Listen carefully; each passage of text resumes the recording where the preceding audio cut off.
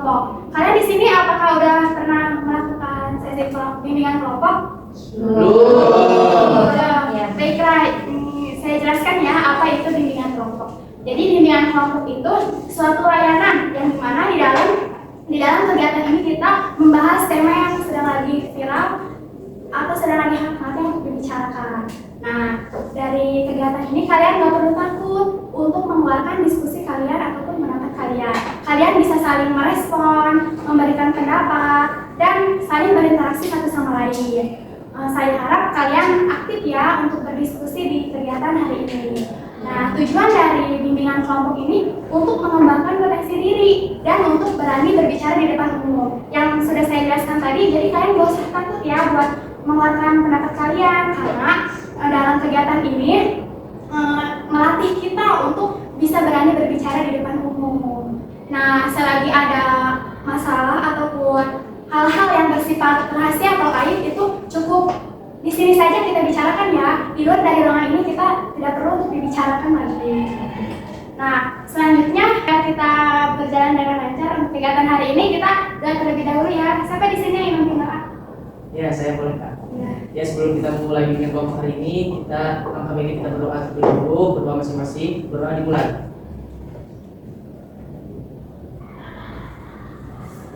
Berdoa selesai. Terima kasih buat saudara Fajar yang telah memimpin doa. Baiklah, sebelum memulai kegiatan hari ini kita ice breaking dulu ya, biar kalian saling kenal dan saling rileks. Iya. Nah, ice breakingnya itu kayak gini. Nama saya Sari.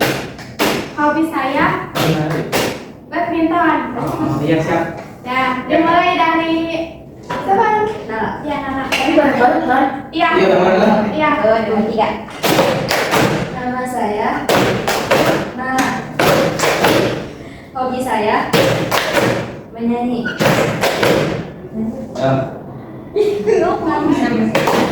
Nama saya Adin. Hobi saya berlari. Nama saya Ica. Hobi saya nyanyi. Nama saya Putri. Hobi saya baca. Nama saya Dinda. Hobi saya menulis. Nama saya Ara. Hobi saya menari. Nama saya Fauzan. Hobi saya berlari. Coba di sini biar saling kenal. Nala, tebak hobinya Dinda siapa? Apa hobinya? Menulis. Ya. Coba Fauzan nebak hobinya Ica apa? Hobinya Ica menari. Apa Ica? Iya, nyanyi. Jalan dikit. Adit, coba tebak hobinya Ara apa? Ya, tebakannya apa ya? Adit hobinya Menari nggak sih? Iya. Nah, Ya. Baik, terima kasih ya. Udah rileks kan semuanya? Nah, jadi bimbingan kelompok itu ada tema yang dimana tema itu ada yang disampaikan atau dibawakan kepada saya ataupun dari anggota-anggotanya yang lain. Kalian lebih milih topik dari saya atau dari anggota-anggotanya nih? Dari kalian aja. Ya, yang baiklah. Jadi saya di sini akan membawakan topik mengenai pelecehan seksual. Jadi pelecehan seksual itu sekarang lagi marak-maraknya berita di mana pelecehan seksual itu apa ya, suatu masalah yang susah gitu. Ada aja gitu yang ngelecehin pelecehan seksual, kayak di mana yang lagi viral-viralnya itu seperti dokter yang melecehkan pasiennya, terus seperti dosen yang melecehkan mahasiswanya. Nih, menurut kalian nih, kenapa sih gitu orang-orang itu yang melakukan pelecehan seksual itu melakukan hal seperti itu? Ya. Di sini ada yang Dari saya izin berbicara mengenai pelecehan seksual ini. Kalau dari saya ya,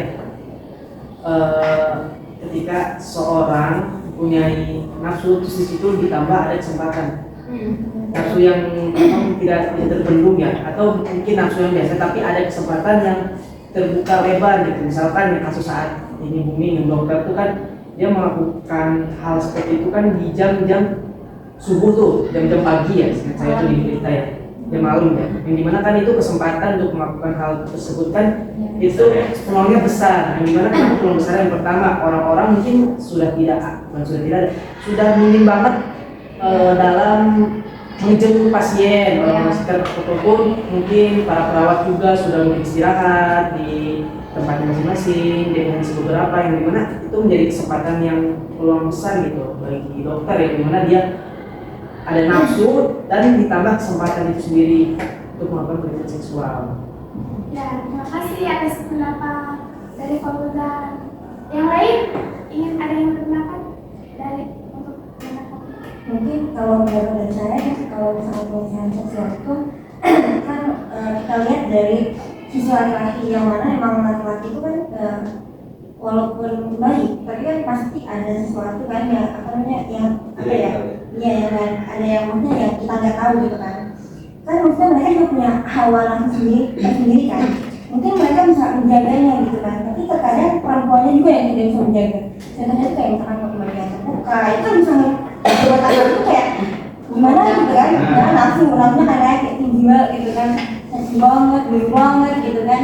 Jadi dari perempuannya juga terkadang ya memancing, walaupun enggak kok aku tuh stylish gitu loh, tapi dari mulutnya itu pasti bakal melecehin. Jadi saat dia tiba-tiba dilecehin sama laki-laki, terus dia lapor gitu misalkan ya, sebenarnya faktor kesalahannya itu terbesar dari dia gitu. Jadi karena dia mengundang gitu loh, kalau kata Ara ya kalau Indonesia tertutup. Tapi kalau misalkan tertutup aja masih dilecehin, berarti laki-lakinya yang emang benar-benar ini banget.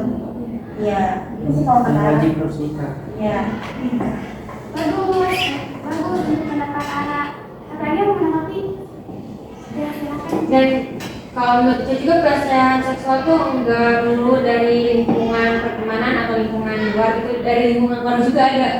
Kayak seperti anak tiri sama bapak tiri itu kan ya. Ada juga tuh ada aja kesempatan gitu ketika si istrinya nggak ada keluar, berarti tuh anaknya diem di kamar, otomatis bapaknya bakal masuk juga. Banyak juga kan kasusnya. Ya Allah gitu, sampai ada juga sampai ada yang kakek sendiri loh, kakek kandung sendiri dia tuh melecehkan cucunya, sampai ada kemarin tuh berita tuh yang kakek, bapak sama kakak kan ya melecehkan adiknya tuh yang cewek. Jadi nggak jauh-jauh dari lingkungan juga ada aja gitu. Iya. Bagus untuk pendapat Ica. Ada lagi yang silakan. Sebenarnya tadi kan Ara bilang kalau penyebab utamanya itu dari perempuan sendiri ya. Mungkin kalau saya agak kontra karena berpakaian tuh hak masing-masing, misalnya hak individu gitu ya. Mau gimana sih kalau di Bali gitu, misalnya di Bali kan udah tradisi di sana tuh pakaiannya kayak gitu ya, terbuka gitu. Nggak mungkin kan tiba-tiba kayak kita tuh harus menyesuaikan tempatnya gitu. Nah kalau misalkan tadi kata Ara faktor utamanya dari perempuan, itu menurut saya itu kurang setuju aja, soalnya ya tadi saya bilang kalau pakaian itu hak masing-masing gitu. Nah itu kan kayaknya kalau pelecehan seksual tuh faktor paling besarnya ini masih kayak yang kesempatan ya, terus banyak kayak korban si pelecehan seksual tuh jadi diekspos, terus jadi kayak ngundang orang yang tadinya nggak ada niat jadi pengen nyoba gitu loh. Kayak ada film yang kemarin yang rame lah, yang film itu aja, di film itu menurut saya tuh kayak kurang aja gitu. Jadi kayak mendukung nggak sih? Mendukung pelecehan seksual gitu. Iya sih, itu kisah nyata. Mungkin dia niatnya mencegah, tapi kan jadinya kayak kayak mendang orang yang tadinya nggak pengen. Iya, dia dan nyata jadi kayak sama mertua aja bisa gitu, nyoba, mungkin kayak gitu kali ya. Terima kasih. Bagus. Dan Ya, silakan aja ingin menanggapi. Mungkin saya mau menanggapi dari Lena ya, tadi dari Putri. Kalau emang untuk sekarang tuh kita bahas zaman lah ya, dimana emang seksual tuh udah benar-benar, mungkin zaman dulu juga banyak seksual, cuma kan belum ada sosmed, jadi belum sosmed gitu kan. Kan karena kita udah ada sosmed, jadinya kayaknya udah wah banyak banget, padahal dulu juga mungkin lebih banyak, lebih terbuka gitu ya. Cuman ya kalau menurut Ara ya, dari pandangan Ara sendiri, kenapa sih tadi Ara bilangnya karena si cewek itu sendiri yang emang berpakaian pendek gitu kan ya. Walaupun tadi benar kata Putri, kalau misalkan itu hak dia masing-masing ya. Cuma kan itu untuk menjaga diri dia juga sebenarnya kan. Karena dia bilang hak dia, padahal kalau misalkan kita lihat, kan kita mayoritas kita agama Muslim. Yang dimana di Muslim sendiri itu kan menganjurkan pakaian besar gitu kan, bukan pakaian besar tertutup tadi kan. Ya itu kan udah apa ya, udah warning gitu ya, ya. ada warning gitu kan, kayak lu pakaian pendek bakal jadi kayak gini gitu kan, undang syahwat segala macam. Itu hak mereka emang kalau misalkan untuk berpakaian. Tapi kalau misalkan kita lihat, ini bukan karena ngikutin agama ya, tapi di agama kita tuh benar semua loh gitu. Dari dalam apa namanya, cara berpakaian, berzina gitu kan, itu kan udah dilarang keras kan. Dari berpakaian itu harus kayak gimana contohnya. Itu sih kalau misalkan kata Ara ya, yang dimana nggak undang laki-laki gitu kan. Enggak kok, aku tuh pakainya cuma segini doang gitu kan. Ini kan undang laki-laki tuh jujur ya, Ara ya, walaupun Ara tapi bukan apa namanya, Ara sih bukan gay ya. Iya, Jujur ya, jujur ya, Ara kalau misalkan ada teman yang pakai short gitu kan, strip, bukan satu nggak nyaman dilihatnya, kedua tuh kayak ih gila sih. Iya, Gitu iya, kayak, benar. waduh gitu tuh. Jadi sebenarnya yang pikiran yang aneh-aneh itu kan cowok doang, sebenarnya Iya. itu nggak ada, cuma kita kayak lebih balas gitu kayak oh gila sih, tapi bukan berarti pengen ya, kayak gila sih ini cantik banget nih, cantik nih gini-gini, Iya, bener. bodinya bagus nih, tapi Iya, iya, cewek itu kalau seperti lihat cewek lain kayak ih gua keren banget. Itu bukan karena nafsu. iya, Tapi karena aku kayak aku gitu, iya kayak banget. tapi yang lain ya. Jadi bahan perbandingan. Iya, jadi bahan. Tapi kan kita aja mikirnya wah bisa sini, wah gimana Apalagi cowok, gitu. gimana pakai kan baju gitu Iya. masih pakai strip, gimana pakai makeup atau enggak gimana gitu kan kayak gini gitu kan. Cuma kan kita mikir juga otak kita aja yang sama perempuan masih berpikir kayak gitu, gimana otak laki-laki yang emang terbuka gitu. Iya, Kan sekarang yang emang kayak panas kayak gitu kan. Gitu sih kalau menurut Ara ya. Jadi kita jadi kita tuh ya contohnya ya udah ada sih sebenarnya di agama kita sendiri. Buat melarangnya itu gimana ya udah ada, udah dijelasin juga kan dalam agama kita sendiri gitu. Cuma kitanya nggak menerapkan apa tidak. Kalau misalkan kita masih masih bilang itu hak mereka, iya hak mereka gitu kan, silakan. Tapi ya tanggung sendiri. Nah itu konsekuensi pelecehan itu lebih besar. Misalnya. Kalau kan kalau sendiri laki-laki zaman sekarang udah berani gitu kan.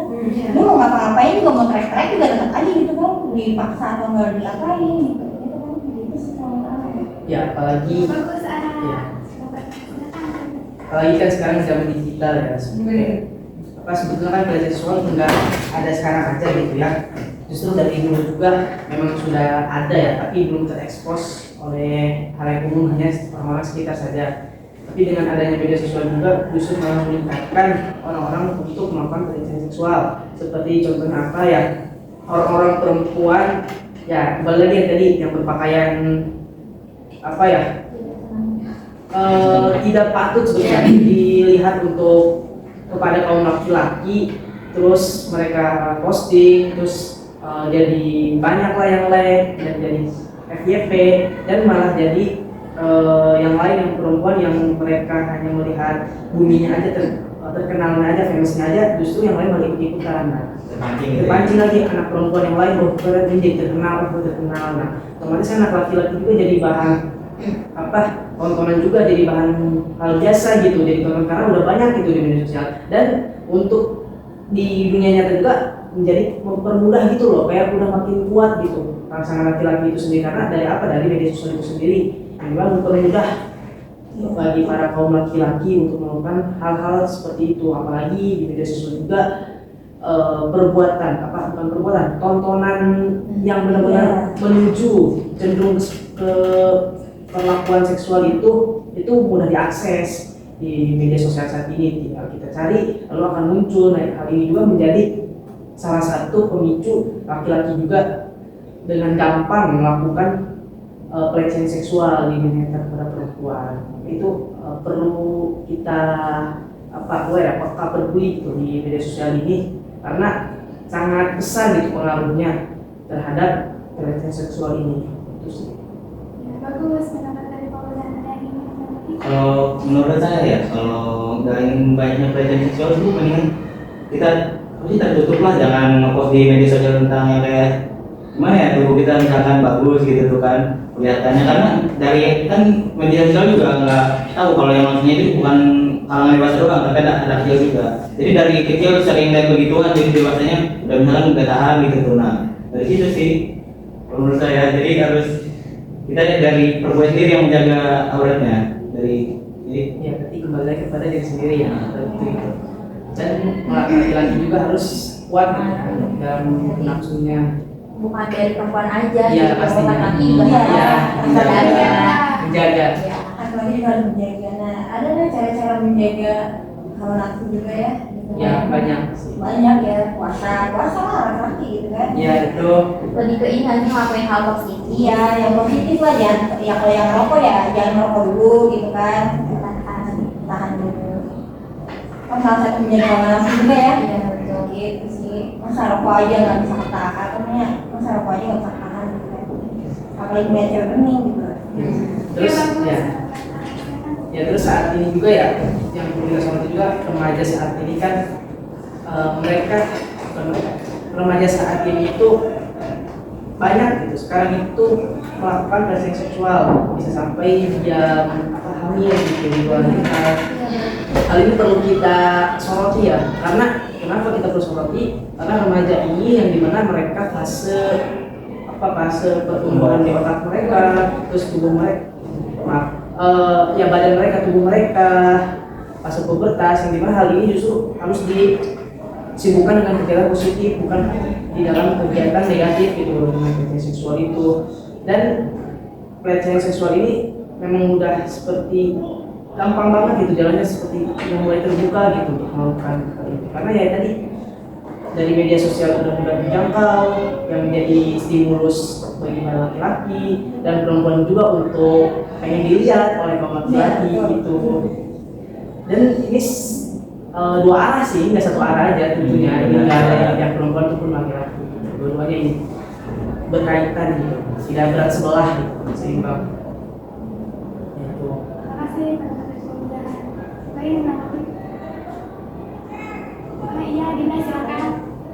Kalau menurut saya sih ya, sebenarnya permasalahan mengenai pelecehan seksual itu tuh sebenarnya kompleks ya. Sebenarnya permasalahan itu bisa dari laki-laki maupun perempuan. Tadi saya setuju dengan pendapat Ara dan Putri, karena sebenarnya kadang nih perempuan kan yang berhijab pun kadang di zaman sekarang ya, bukan cuma sasaran, karena emang dari si diri perempuan ini loh. Oke pakai kerudung tapi pakaiannya itu ketat-ketat gitu. Oh, tertutup tapi Iya, masih terbuka gitu. Kan kadang ada yang masih tipis, itunya tuh masih terlihat gitu. Terus juga mungkin juga kalau dari pihak laki-lakinya, mungkin dia juga pernah punya kelainan, mungkin ya kita nggak pernah tahu. Terus juga mungkin karena emang nafsu dari kecilnya, maksudnya nggak ada parenting hal itu gitu ya dari orang tuanya gitu, hal seperti itu untuk dijaga. Jadi dia tidak bisa, jadi dari orang tuanya aja kayak kan anak zaman sekarang tuh malah bocil-bocilnya tuh udah pegang handphone kan.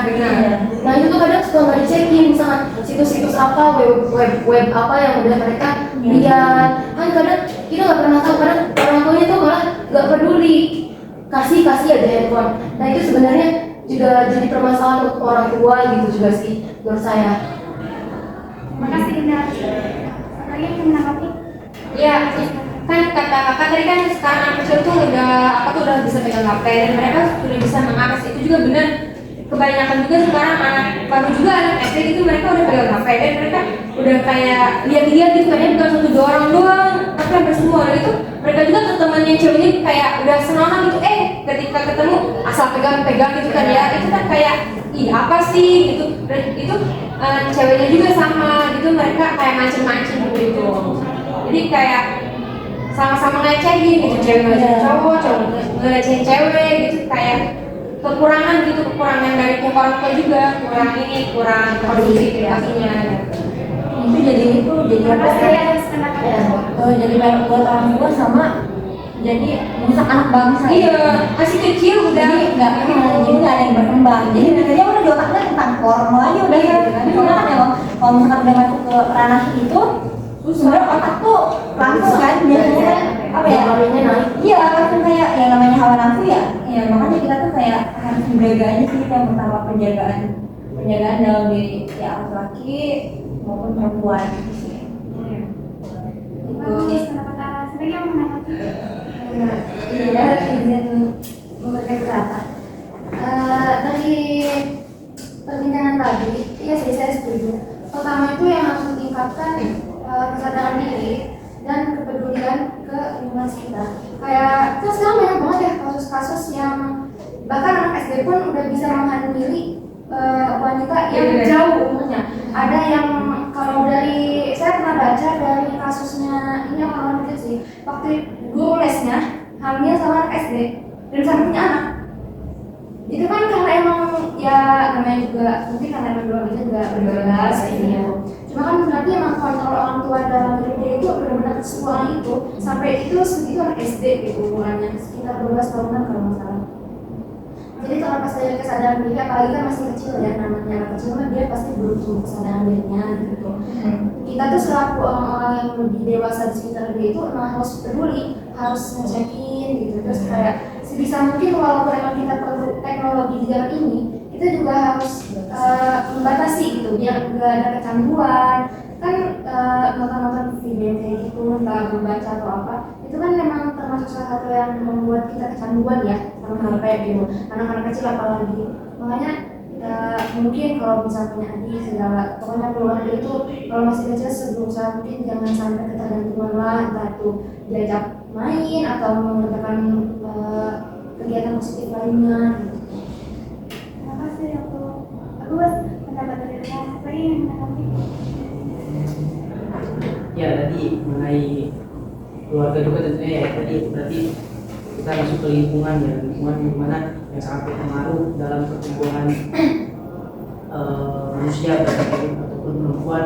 Terus lingkungan juga yang tadi mengkontrol, misalkan orang tua, lingkungan di keluarga, apakah dia benar-benar mengkontrol anaknya dalam pertumbuhan itu dan dalam perilaku dia dalam sehari-hari, apakah memang perilakunya sesuai atau tidak.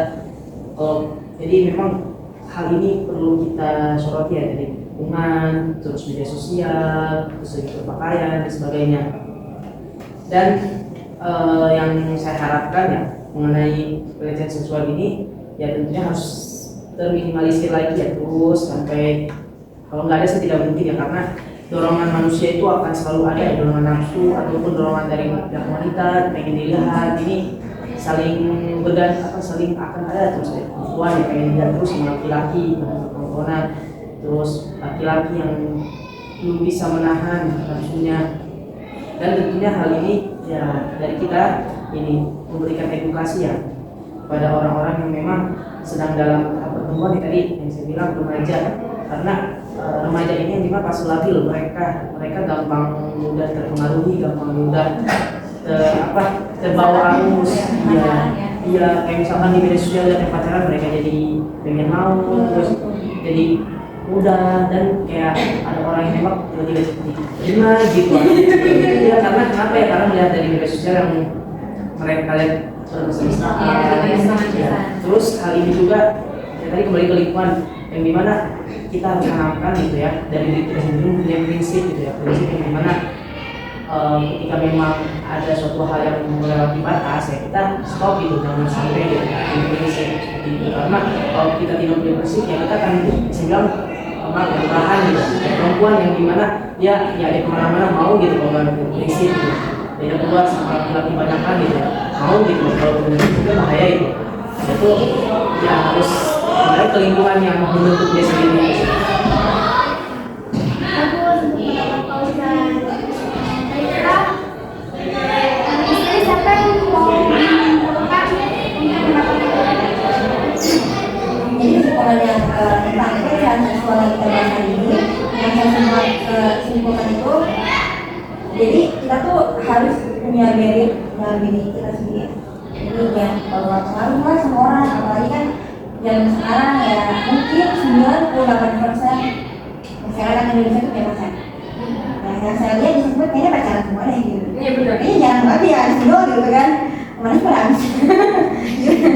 Ya kalau kata saya ya bukan silakan ya. Kalau misalkan untuk umumnya ya, kalau buat balik lagi diri kalian masing-masing gitu kan. Kalian tahu aturannya, kalian tahu apa yang harus kalian lakuin, apa itu yang salah dan yang benar, udah jalan. Tapi jangan sampai kalian benar-benar kayak udah tahu itu salah, ngelakuin aja yang salah itu kan nggak bagusnya gitu kan. Emang manusia tempatnya salah, tapi nggak harus disalahin juga. Kalau emang salah, ini nggak usah dilakuin gitu. Jadi kalau misalkan kita kayak misalkan hal-hal kecil tuh ya tadi ya kayak pacaran tuh kan bisa merujuk ke apa namanya hubungan badan ya, gitu kan. Apalagi zaman sekarang mah ada bahasa kayak kalau belum nyampe apa kasih mah bukan sayang namanya gitu kan. Itu kan biasa. Iya itu kan udah hal biasa, tapi kan sebagai perempuan harus jaga marwahnya, ya kan buat itu masa depannya gitu kan. Itu karena ada kata-kata tuh bukan harus ya, pepatah entah harus ya yang saya dapat tuh kalau negaranya Hanfur ini dari perempuan yang ngerti. Kita udah lihat sendiri Indonesia tuh udah kayaknya udah gak baik-baik aja berarti perempuannya bermasalahnya benar-benar bermasalah banget, kurang sehat, kurang segala macam mungkin ya, entah itu dari ekonomi, entah itu apa yang sampai jual diri gitu kan ya. Jadi kesimpulannya itu sih, kalian harus punya barrier mau laki-laki mau perempuan gitu kan, terus jangan sampai ke bawaan yang sekarang. Terima kasih untuk kalian yang sudah menyimpulkan tema hari ini.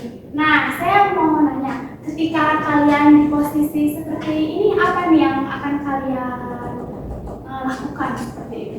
Sampai itu kalau ada Jadi korban. Iya, gitu. Ya kan kalau gitu. Oh iya. Enggak juga lah. Iya. Kalau saya sebagai laki-laki tentunya saya pastinya nangis ya. Iya. Pasti tante nangis kan? Iya, nangis. Terus tentunya kita berusaha ya memberikan laporan atau speak up kepada orang-orang yang memang menaungi hal tersebut, menaungi mengenai perlindungan terhadap pelecehan seksual. Nah, terus di situ tuh kita bisa membangun diri kita, prinsip kita dengan orang-orang yang dimana bisa membangun prinsip kita dalam menjaga diri kita dari pelecehan seksual itu sendiri. Itu sih. Iya. Yang lain ada? Baik, cukup sekian ya kegiatan hari ini. Saya tutup. Terima kasih banyak pokoknya untuk kalian yang udah hadir di hari ini, kegiatan hari ini. Sebelum tutup acara ini, siapa yang ingin bicara? Saya Ya, silakan. ya sebagai penutup dari diskusi hari ini ya, semoga kita bisa terhindar dari pelecehan seksual tersebut. Mari kita berdoa bersama. Berdoa mulai. Berdoa selesai. Terima kasih buat adik yang udah mendoakan.